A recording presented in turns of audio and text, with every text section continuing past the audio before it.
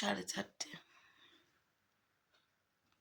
আর এখানে আমি করে নিয়েছি সকাল সকাল 2 কাপ চা। এখন বাজে ভোর 4:30, দেখতে পাচ্ছেন? তো আমি উঠে পড়েছি, আমি প্রায় সারা রাতি জাগা। এই জন্য ন্যান্সি ওখানে ঘুমাচ্ছে, আমি এখন চাটা খাচ্ছি। তো চলুন ব্লগটা এখন থেকে শুরু করি। আজ সানডের ব্লগটা এখন থেকে শুরু করলাম। এখন ঘড়িতে 5:30, 5:55 আমাদের বাস। তো চলুন বেরানো যাক।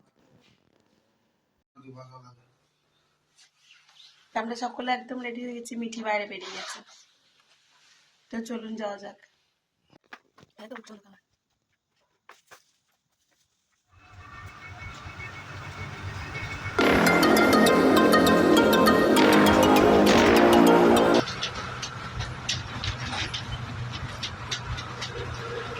এখন টাইম হয়ে গেল 10:38 আর আমরা এখন লেগে গেছি নবদ্বীপ।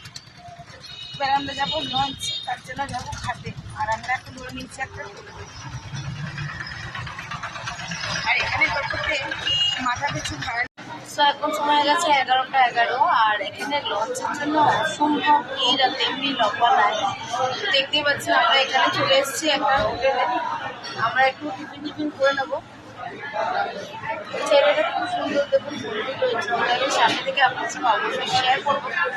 চলুন আমরা কিছু টিফিন খেয়ে নিই। আর টিফিনে কিন্তু আগে থাকতে এখানে একটা টোকেন বানিয়ে নিতে হয়। তো এখানে লুচি আর কচুরি আর তরকারি দেওয়া হবে। এই মুহূর্তে আমাদের এখানে কচুরি আর তরকারি। ঠিক আছে, চলো আমরা আগে টিফিনটা করে নিই, তারপর ব্লগটা কন্টিনিউ করবো। আর ভাই তো কল দিয়ে দেবো। আর এখানে টিকিট কাটা হয়েছে। দোকানটার নাম হলো গোকুল রাম কৃষ্ণ সেন্টার। চলো আমরা টিফিনটা করে নিই।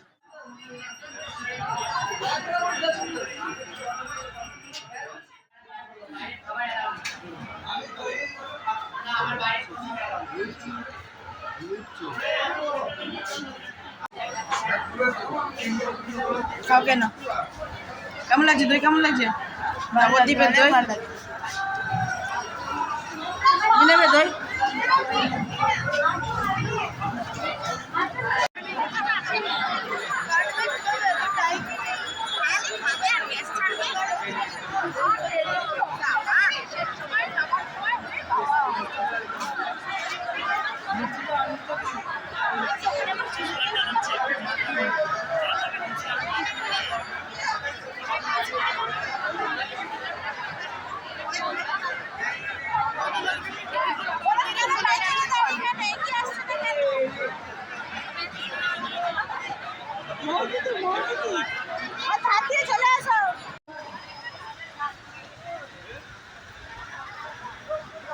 আজকে ঘাটে অসম্ভব ভিড়, দেখতে পাচ্ছি। এখানকার লঞ্চ ভর্তি হয়ে গেছে অলরেডি।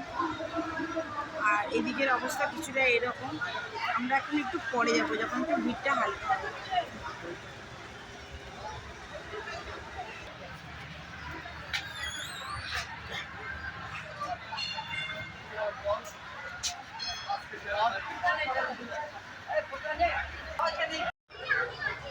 फोटो खींचने में बहुत सारा हमारा वहाँ पे। আজকের ভিড়টা একবার দেখুন। যাই হোক, আপনারা দেখতে পাচ্ছেন কিনা আমি বুঝতে পারছি না। লঞ্চটা আসুক। ওই যে দূরে দেখা যাচ্ছে মাথার চূড়াটা ইস্কন মন্দিরে।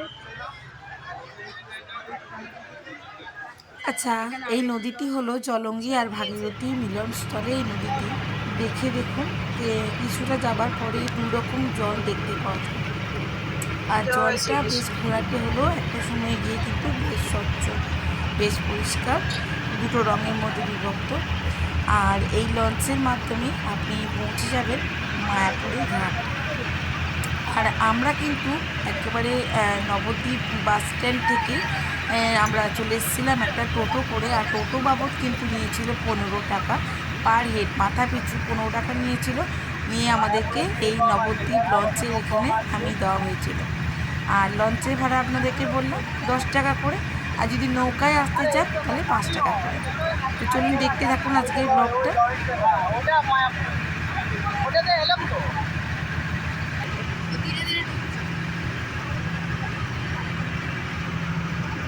কেমন লাগছে? তো দেখতে পাচ্ছেন আশা করি, সামনে কিন্তু দু রকম জলের কালারটা পরিষ্কারভাবে একবারে বোঝা যাচ্ছে, একদিকটা সবুজ একদিকটা ঘোলাটে। তো এই অপরূপ সৌন্দর্য এদিকে আসলেই অবশ্যই দেখতে পাবেন। আর যদি হুলোরঘাট হয়ে আসেন স্বরূপগঞ্জ হয়ে, তাহলে কিন্তু সেটা আপনারা মিস করে যাবেন। এই সুন্দর জিনিসটা কিন্তু আপনাদের আর চোখে পড়বে না। তো আমরা ফেরিঘাট থেকে 10 টাকা টোটো করে এই 1 কিলোমিটারের রাস্তাটা টোটোতে করে আমরা এসে পৌঁছে গেলাম। তো আমরা জাস্ট ঠাকুর মন্দিরে ঠাকুরকে দর্শন করেই চলে এসেছি হোটেলে, কেন হোটেলটা খোঁজাটাও খুব দরকার। তো চলুন হোটেলটা একবার দেখিয়ে দিই। তো আমাদের তিনজনে থাকার মতন যথেষ্ট স্পেস, একটা বড় রুমে বেড ছিল, একটা বেসিন ছিল, আমাদেরকে সবসময় ইউজ করার জন্য একটা চেয়ার দেখতে পাচ্ছেন, একটা টেবিলও ছিল যেটা আর তোলা হয়নি। আর ঠিক দরজার পাশেই ছিল বাথরুমটা, মানে রুম ঢুকতেই আমাদের যেটুকু দরকার, মানে শাওয়ার ছিল, ট্যাপ ছিল একটা কোমোড ছাড়া আমাদের বসাটা খুবই অসুবিধা। আর আমার বাথরুমের জিনিসপত্র রাখার জন্য যে একটা জায়গা ছিল, ব্যাস ওটুকুই। তো চলুন বাইরেরটা দেখায়। আমরা এটা হলো হোটেলের বাইরের আউটসাইডটা, আর মানে সামনের লুকটা আর কি। তো হোটেলটার নামটা আমি আপনার সঙ্গে শেয়ার করে দিলাম, মায়াপুর যাত্রী নিবাস। তবে এখানে সার্ভিস খুবই ভালো ছিল। সো গুড ইভিনিং, শুভ সন্ধ্যা সকলকে, বন্ধুকে জানাই। আমি এখন হোটেল থেকে চলে এসেছি, দেখতেই পাচ্ছ মন্দিরে। আর মন্দিরে এখানে মহাপ্রসাদের কুপন এখানে থেকে কালেক্ট করতে হবে সকলকেই। তো আমরা গীতা ভবনের রাতের ডিনারটার জন্য কুপন কালেক্ট করেছিলাম। তাতে ছিল অন্ন, মানে ভাত, ডাল, রুটি, ড্রাই সবজি, রসা সবজি আর মিষ্টি। এটাই ছিল গীতা ভবনের মেনুতে। আমরা 3টে টিকিট কেটে ফেলেছি, দেখতেই পাচ্ছ। 3 জনকার জন্য 3টে টিকিট কেটে নিয়েছি আমরা। দিয়ে আমরা মন্দিরের ভিতরে একটু ঘুরবো। তো দেখতে পাচ্ছ এটা হলো সেই মেন মন্দিরটা যেখানে আমাদের রাধা মাধব আছে। আর সেদিন তো অসম্ভব ভিড় ছিল, সেটা তো আর বলারই নয়। তো আমি তোমাদেরকে দূর থেকে একটুখানি ক্লিপিং তোলার চেষ্টা করেছি, বাট ভিতর থেকে যদিও এত বেশি মানে মোবাইল পুরোপুরি বন্ধ ছিল ভিতরে, তা ওই রাধা মাধবের ছবি কোনো রকম যদি তোলা যায় সেইটুকু আমি তোমাদের সঙ্গে শেয়ার করেছি। আর একটা কথা, ভিতরে খুব সুন্দর গীতা মেলা চলছিল। সেই গীতা মেলাটা আমি তোমাদেরকে নেক্সট মানে পার্ট 2-এ শেয়ার করবো। তো তোমরা অবশ্যই দেখতে থেকো। তো চলুন এখন আমরা মহাপ্রসাদ নেব, তার জন্য কুপনটা ওইদিকে আমরা 3 জনেই চলে এসেছি। আর মিঠি একটা বই দিয়েছে, মিঠি দেখাও বইটা। এই যে মিঠিকে এই বইটা দেওয়া হয়েছে, গীতা ইন্ট্রোডাকশন। আর ওইদিকে মহাপ্রসাদ দিচ্ছে না, নিতে হবে আর কি। তো চলুন আমরা একটু মহাপ্রসাদটা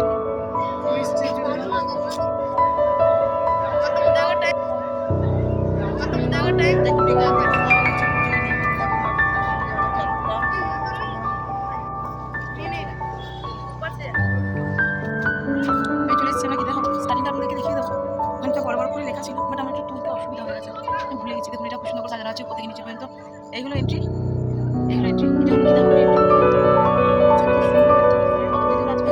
খুব ভালো হলো, আপনাদের পরিষ্কার আমি দেখাতে পারছি না।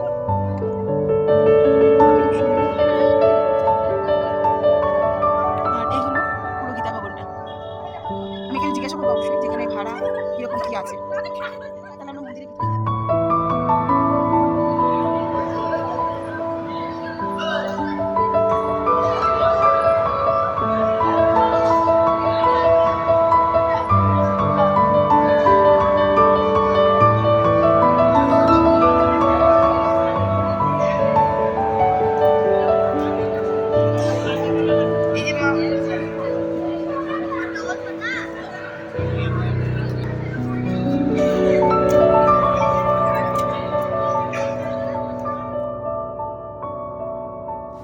তো মন্দিরের ভিতরে আপনারা ঘোরার জন্য বা কাছাকাছি যাওয়ার জন্য, মন্দিরের ভিতরে জায়গাগুলো দেখার জন্য এরকম অরেঞ্জ কালারের টোটোগুলো পেয়ে যাবেন, যেটা শুধুমাত্র মন্দিরের ভিতরে সার্ভিস দেওয়া হয়, মন্দিরের বাইরে এনারা যান না। আর আমাদেরকে এই গদা ভবন থেকে 4 নম্বর গেটে পৌঁছানোর জন্য নিয়েছিলেন 10 টাকা করে।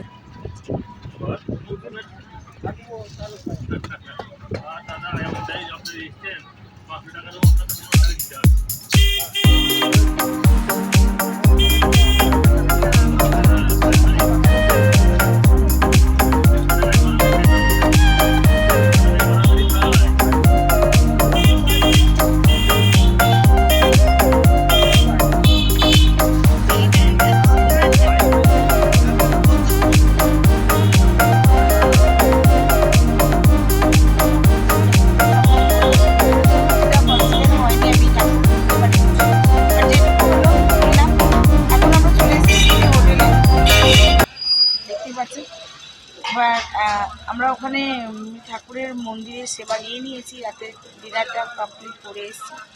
তো যাই হোক, আজকের মতন ব্লগটা এখানেই শেষ করছি।